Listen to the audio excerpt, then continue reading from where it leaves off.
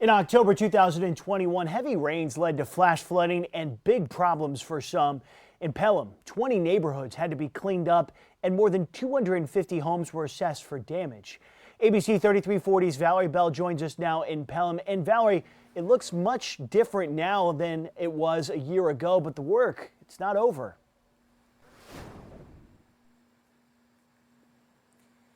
Stephen, today the weather is beautiful out here. Now, like you said, this is a much different sight than it was out here this time last year. When that flood happened, it happened quick, and people are still cleaning up even 1 year later.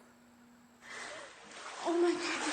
Sam Haddad remembers the historic floodwaters that swept through his neighborhood last October. The water started coming from the garage to the house.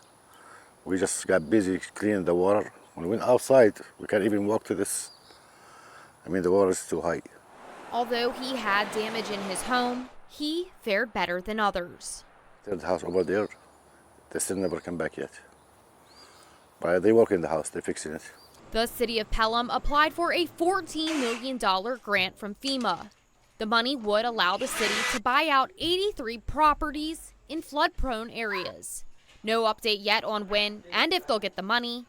The city wasn't able to tell us specifically what properties those are, but we did some research in those hard-hit areas like this one.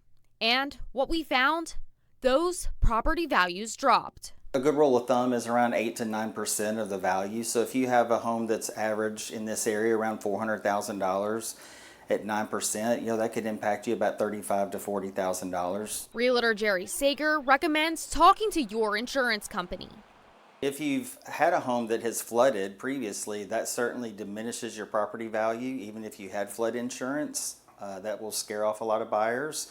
You could have two houses side by side right next to each other. One may flood and one doesn't, and they're both in a floodplain, or they may neither one be in a floodplain. And for homeowners like Haddad, although he hasn't had any issues in his home since, he still thinks back to last year. It does, yeah, a little bit. I'm thinking I want to move, but it's not easy. Yeah, it's not easy. I don't want to live here anymore because it might have this happen again.